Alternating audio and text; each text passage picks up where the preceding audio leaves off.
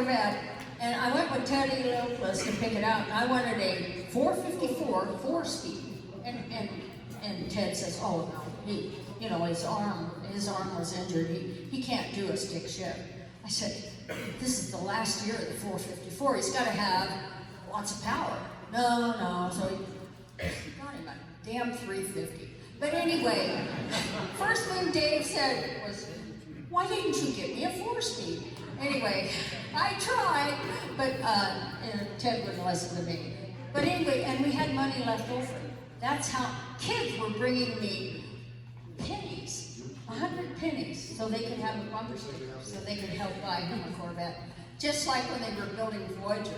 I remember kids bringing pennies to help build Voyager aircraft. I love things like that bring people together.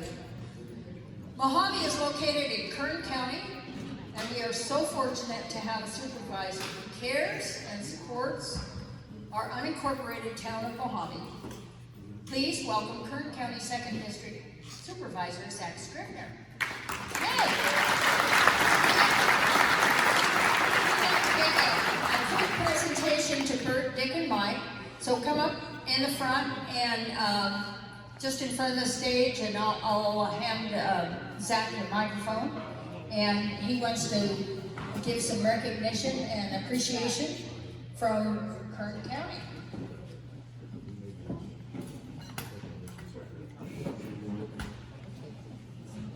All right, well, first of all, what an amazing crowd we have here today, for all the people that are here to support what has happened here for many, many decades. I want to thank everyone who worked so hard to put this event together, but none more than Kathy Hansen. Kathy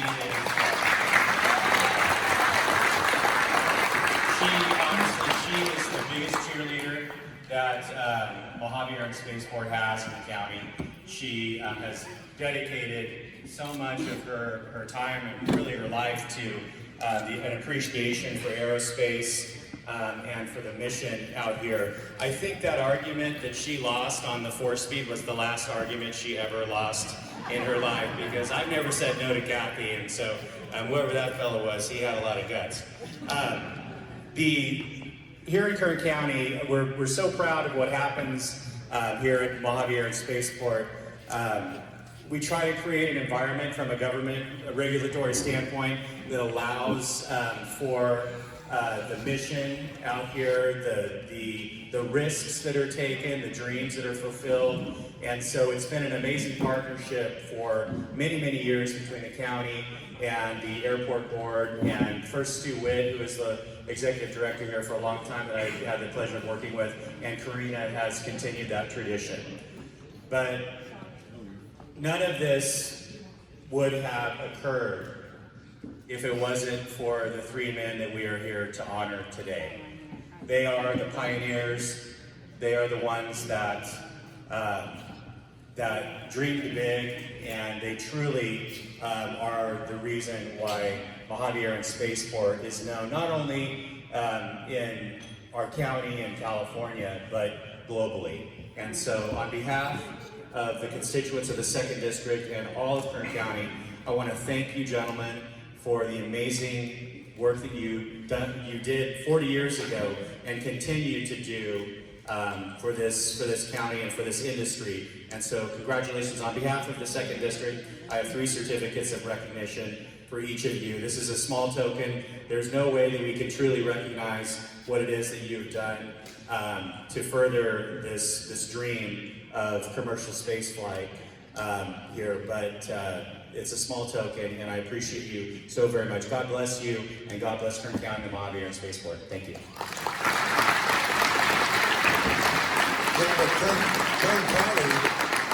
Kern County is it's a small island in the state of California, Kern County. And this is the man, the county supervisor, that has done so much to keep it that way. Thank you very much. We have a long tour. Yes, good evening.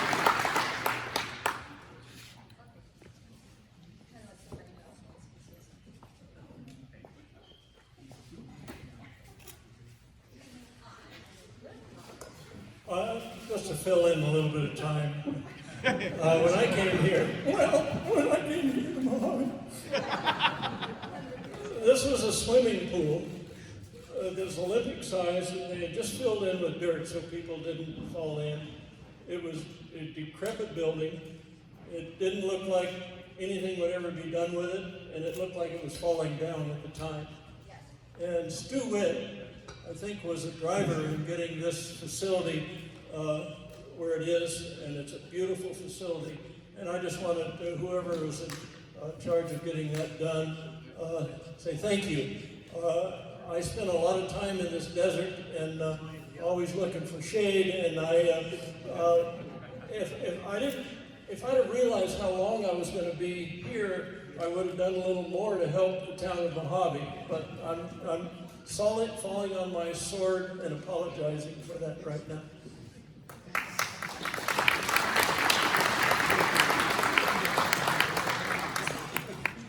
Well, I don't know. I know a lot of people out here. Glad to be here. I was very lucky to get Burt to design that spaceship and let me go to space twice and survive it, so I'm very thankful for everything. And the people who sanded on these beams, because these beams did not look like this when I came to work here.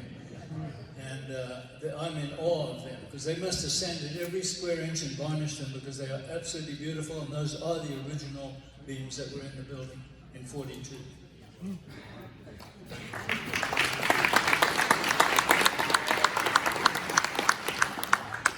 Thank you. I want to acknowledge everyone here from the Mojave Air and Spaceport Board. I believe I see Andrew Parker. Who else is there? I'm half blind. My wife, Barbara. Okay, Barbara is here. Barbara Parker. Anybody else from the board? I don't believe so. Okay, and who else from the airport? That's it. You're it. Wow. Okay, well, thank you. Thank you for coming.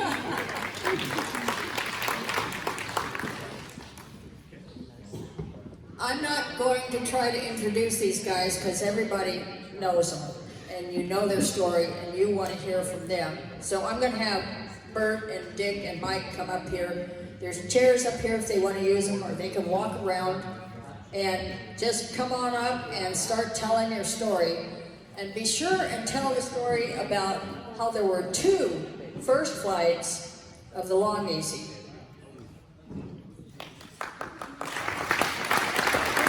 Dick Rutan, Mike Melville.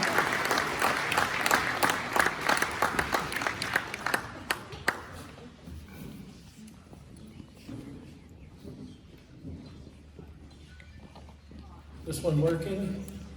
Yeah. Okay. That's it. Well, Mushy.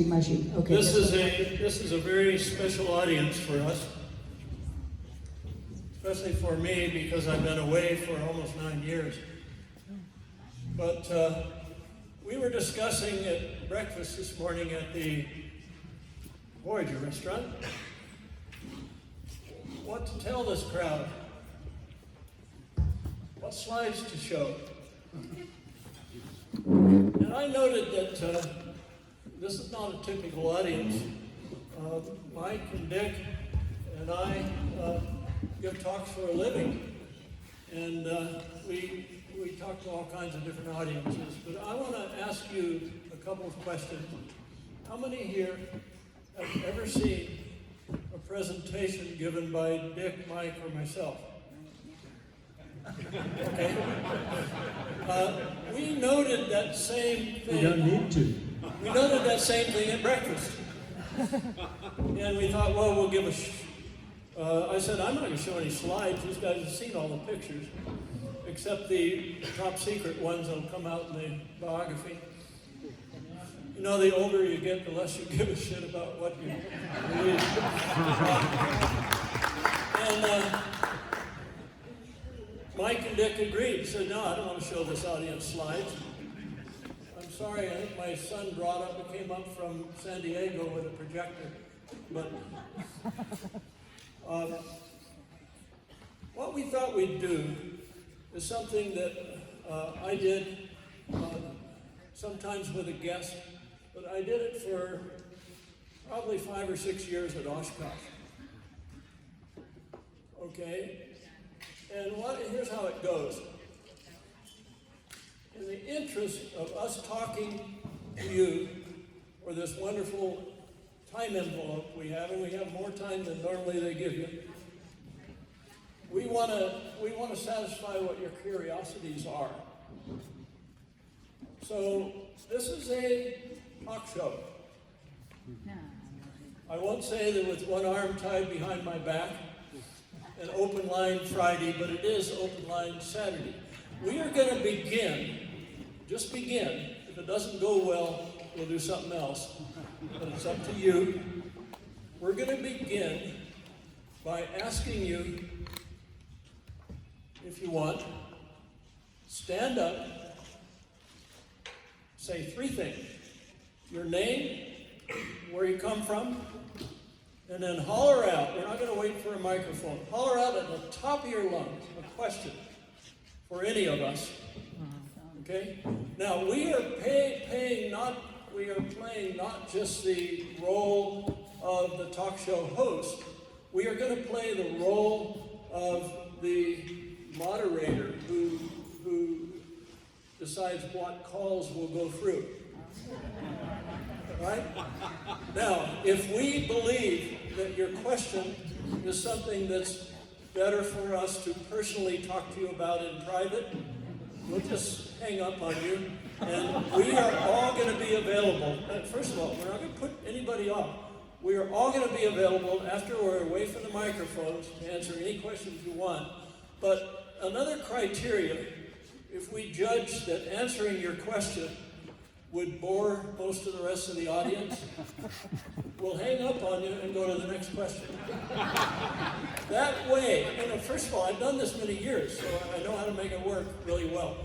That way, hopefully we'll have a discussion up here, because I have found, and I think Dick has, and Mike probably too, that the best part of our talks sometimes is a Q&A after the talk, right? Instead of reading bullet things off of a slide, we're discussing with people. So we're going to do the whole thing that way.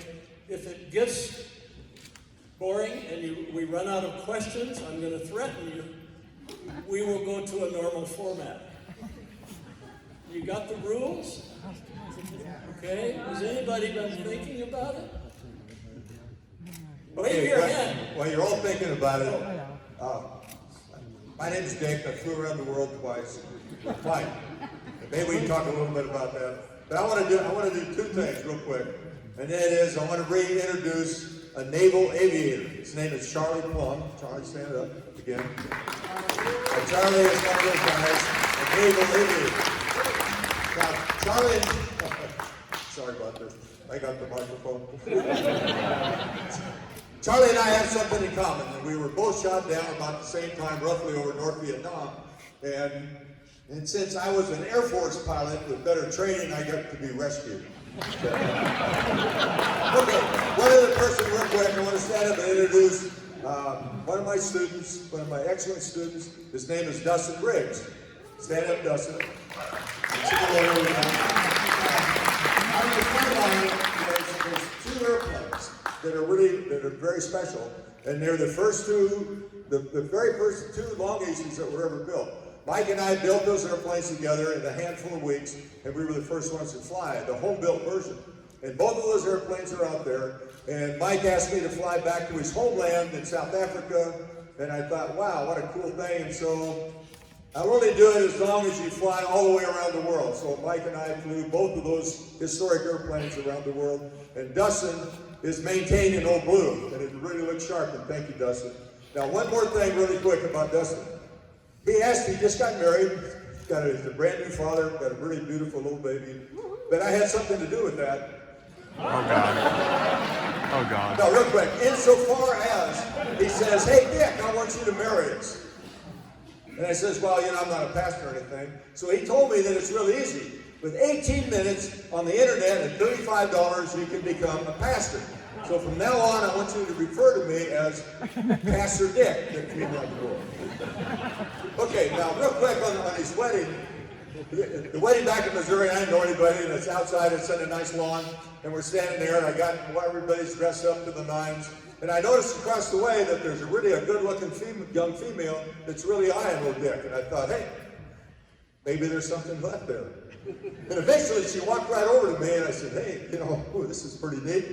And then she said something, and being old and I can't hear anything, I had to bend over to hear what she had to say. And I bent over, and she said in my ear, Mr. Rutan, your fly is open.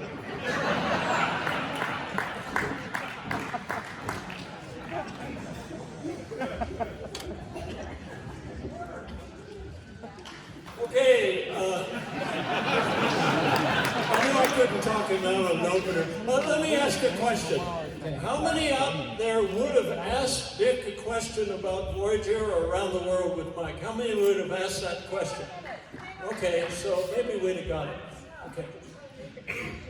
I'm old, I'm an Nell? elder, and I have no boundaries, so fully on you.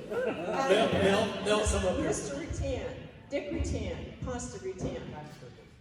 I remember somebody called Gina and Sally who helped build a whole pile of those airplanes. I built 3 center section spars. She built all the center section spars. She did. She certainly did.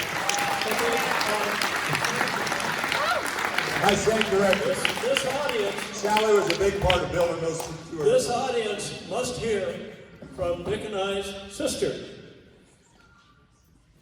How many have met Nell?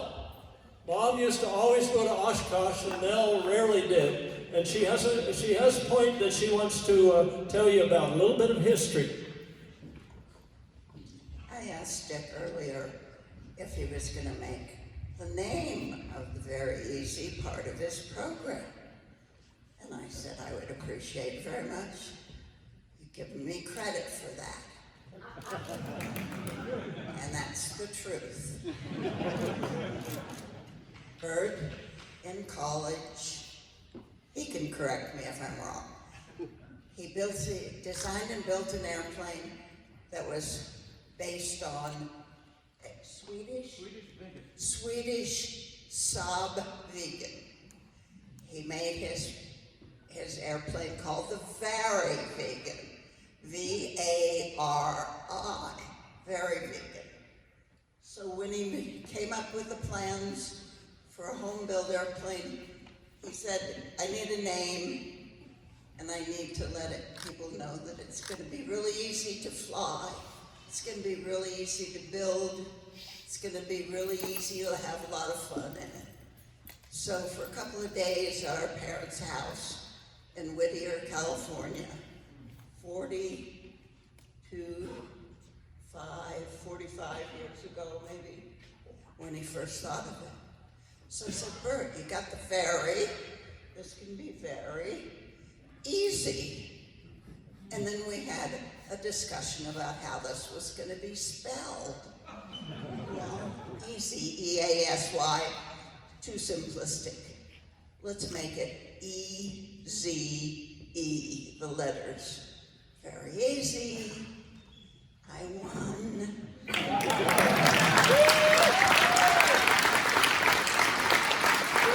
I want to applaud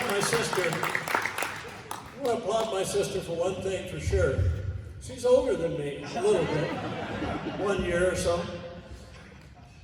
God, she remembers things that I'd forgotten. But no, that's a true story. Nell named the Very Easy. Now, I'll try to do this quickly. Why is it called a Long Easy?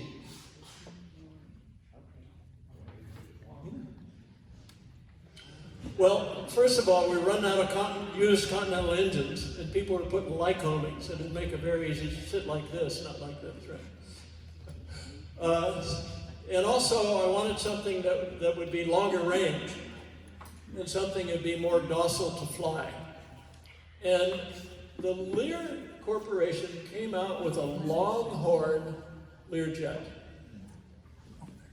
And I kind of focused on this Longhorn. And I reached into my bottom and I pulled out a name called Long Easy. And that's all there was to it. That's how it became Long Easy, a little bit of help from Lear. Defiant, I'll tell that story too real quickly. I put out a newsletter and said we've got this twin, and it's going to have about this performance, hadn't flown yet. And I asked people in the news, this is before internet, we did things by licking stamps and sending letters. And I got a bunch of answers. One guy says, call it a Defiant, because it defiantly goes against the norm of the twin Cessnas and the twin Beaches. And I couldn't think of anything else, so I said, Defiant, okay, good, that's it. Years later, he ran into me at Oshkosh, and he says, I got to tell you where that name came from. He says, I was reading the Canard Pusher, and I was in my log cabin up in the woods, and I've got a wood stove that's made by a company, and they called it the Defiant. So the Long Easy, the Defiant was designed after a wood stove. Okay, enough of that forwarded. Okay,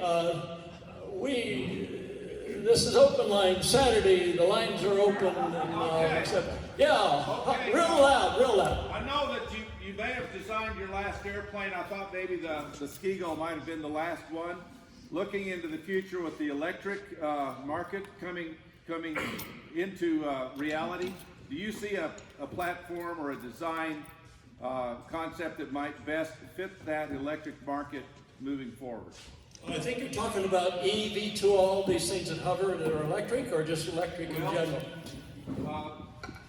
You have a way of breaking through a lot of different conventional thinking, and I don't want to put you in a box, but the electric market for aircraft, in your view, is it going to be very quickly, I am so burned out of laying on the floor breathing carbon fiber dust that my helper put a license plate frame on my car that he had to take me out and show it to me. I didn't look at it.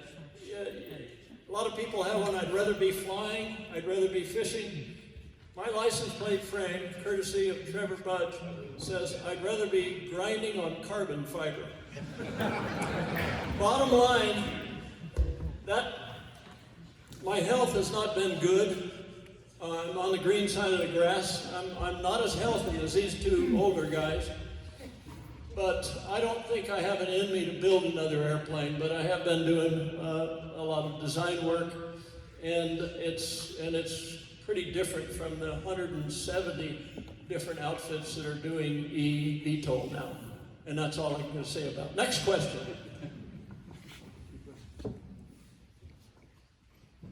Russ Wilcox, Monterey County. If you were going to design the Long Easy now, what would you do differently? The first Long Easy was designed very poorly. It flew in June of '79. Fred Duran Glider Repair, which was in a building that you'd pass if you'd walk over here from the restaurant.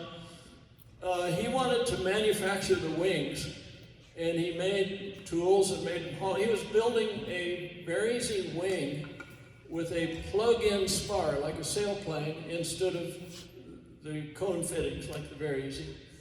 And I liked that design, and I wanted to save as much as I could from anything else, but I wanted an airplane bigger with more wing on it, so I built a large center section, and I plugged in the wings that were Very Easy wings, and the handle of the Lycoming's weight swept them way back. I've forgotten the number, there was probably 31, 32 degrees of sweep, okay? And I put a Rhino rudder on it, okay? And Dick did the first flight on it in June of '79, and it was a POS, which was a piece of shit in many respects. Okay, but Oshkosh was coming up, and it certainly had the range. So Dick flew it nonstop to Oshkosh in July of '79. And I chased the flight with a Defiant, and I stopped for gas and caught him in Wyoming. Mike Melville was at Oshkosh, and we got a message to him where we were. He took off between biplane acts. You know, at Oshkosh, that's where they seem to go, and then they have another one, right? He took off between that, flew west, and we joined up as a 3-chip, and we introduced to the Oshkosh crowd, and hundreds of thousands of people, this brand new, wonderful airplane called the Long Easy in a 3-ship, semi-aerobatic show, okay? And then to that, we went home and started over. And Dick made the first flight of November 7-9 RA for 1979, Rutan aircraft. He made the first flight of an airplane with 23 degrees of sweep, no anhedral, bigger fins, and by golly, it was a winner. That was one of the finest flying qualities of any home built at the time, and we started selling plans for that 6 or 8 months later, and it became the Long Easy. So I like to consider the first flight of the Long Easy as the first flight of the modified and home-built configuration Long Easy. Yeah, and that was 40 years ago today, or this morning. That's right. And yeah, I was looking at my logbook about the first flight of the pre-prototype, and we flew that airplane, of course, to Oshkosh and back with a Wino rudder, with the rudder up front, which is kind of weird. And I realized that we had flown, Mike and we'd flown that airplane for 80 hours, putting Band-Aids all over it. And I think the only reason that we have a really nice airplane called the actual production, Long Easy, is the only reason that happened was that Burt ran out of Band-Aids.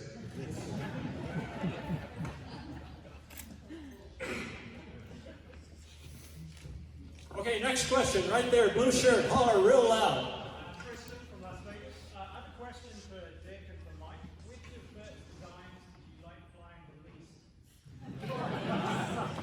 the least? Say again louder. Which of Burt's designs did Dick and Mike like flying the least? The least amount. Which designs did Dick and Mike like flying the least? Oh, what's the least airplane? The least flying airplane that Burt had.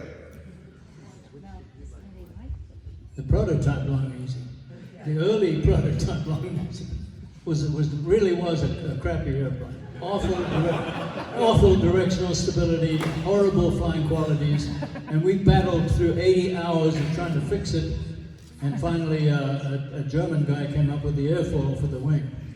Epler airfoil, and that fixed it right there, and it's a beautiful airplane. Yeah, I assume this question was which of the RAF airplanes, Rutan Aircraft Factory airplanes, because if you include scaled composites, there were some in there that were really shitty. And most of them we fixed. But let me tell you something, during the 80s and 90s, I'm talking about 20-year time period, during a 20-year time period, there was a first flight of a new type of research airplane, a new type of manned research airplane. There was a first flight at this airport on the average of 1 in every 8.5 months for 20 years. Okay, he asked the question about the least flying airplane, the worst flying qualities and stuff.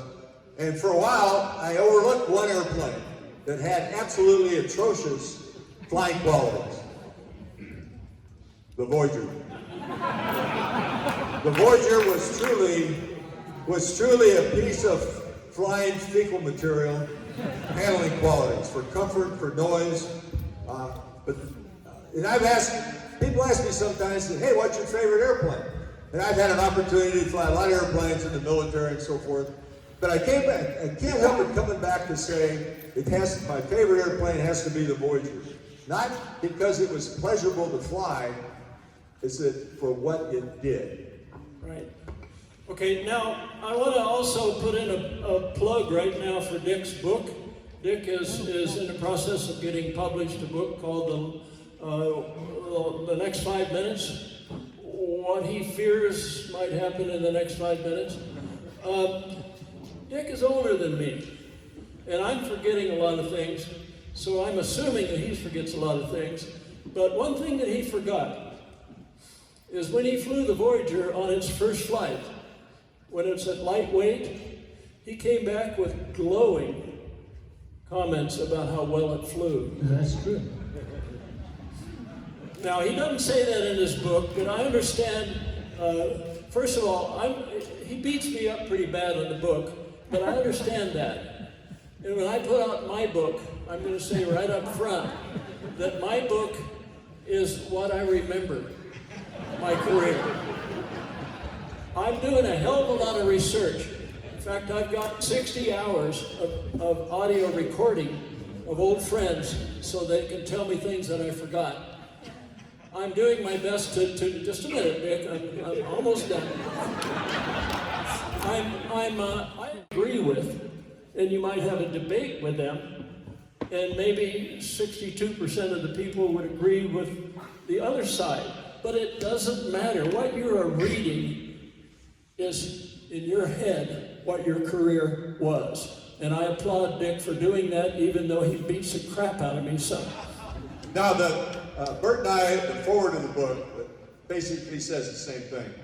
And that is, knowing that there's going to be controversy, and that is that I says, and this is how I remember it happening.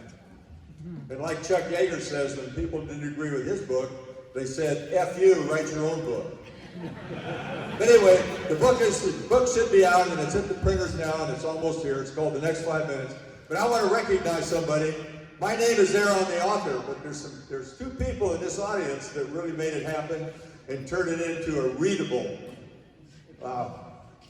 document, if you would. And one is Kelly Hall and my wife, Chris. So stand up for 2 days. Anyway, these two ladies took my head scratching and over a lot of hours and agony and stuff, they put together so it was actually good enough to be published. And anyway, I think you'll enjoy both books. I think Burt and I's book are gonna be a little bit different, but we are different, and that's good. Hey, thank you. Is my wife here? I don't see her now. Tanya, where are you? I apologize for not recognizing you sooner. My wife is 60 years old. Oh, she danced at the first. See, I forgot that already. Anyway, she is the most wonderful person that I've been proud to have been with for most of her life. I had some marriages that were shorter, and I will discuss that in detail when I put out my autobiography. Okay? And actually, 3 of them I would do over again. No, we're on this trip. We are going to go, Tanya and I are going to go and visit 6 great-grandchildren, and 3 of them we haven't yet met. So I am very proud of my first marriage, even though we were teenagers, even though we had she had to leave town and go to high school. You know, in those days, that, you know, well, first of all, a pill had been invented, but teenagers didn't have it.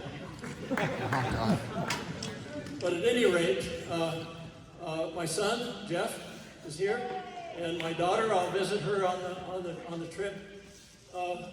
I am absolutely delighted that 7 years produced a lot of very beneficial things, a lot of very positive things, and it changed my life for the very good. Zach, you got a question? Yeah. Can Mike and Dick talk about the weights and ranges and performance they got on their around the world long easy trip? And can you talk about what you thought about the airplane being operated so overweight and so on and so forth over the ocean? Long easy overweight? Yeah. Okay. Well, no, I mean, as the builder, Zach, you can state the gross weight of the airplane. You don't have to weigh it.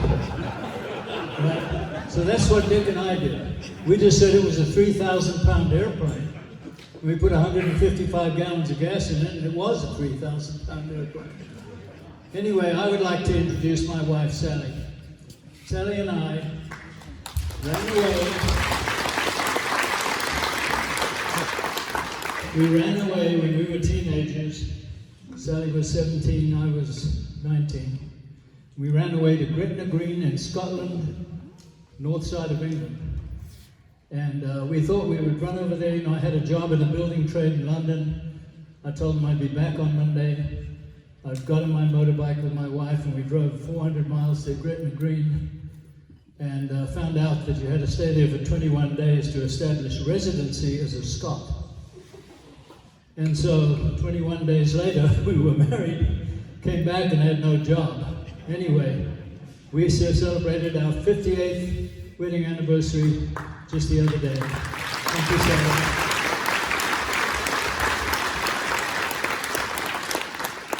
Anyway, the performance of the Long Easy is going around the world. We carried I carried 154 gallons. How much did you carry? Yeah, we were both pretty much the same. Yeah, right. And so you had a long takeoff roll, and fortunately for us, almost every single time we took off was at sea level. You know, I didn't even think about that. But if we'd have tried to take off at something like Mammoth, we would not have got off the ground. Make no mistake about that. I think Dick even may have something to talk about there.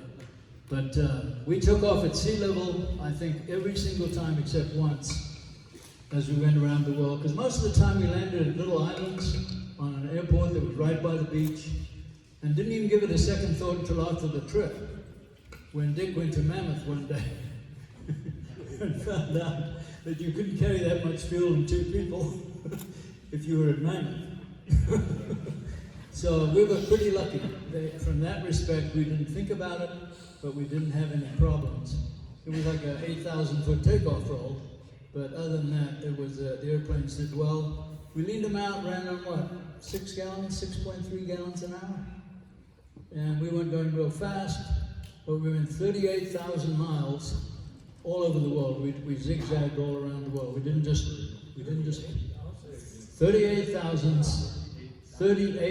statute miles. In 80 days. In 80 nights. Yeah, it wasn't 80 No, it was days. like the movie. No, it was 80 nights. Yeah. Trying to talk Mike into writing a book about that, or at least a detailed argument, but it would be fantastic. One thing, if you remember, Mike, when we were doing the flight testing, I don't believe we ever filled up the full tanks, ever. Never. And the very first time that we ever filled it up was on Reunion Island. Reunion Island. Yeah, Reunion Island, and we were going to go across the Indian Ocean all the way to Cocos Island, someplace near Australia. And that's the first time we ever had it full, and we recognized that. And as we taxied out, Mike was the flight lead, and I was his loyal wingman. And so it says, whatever you do, you just do it, and I'll just say toot and stay on your wing.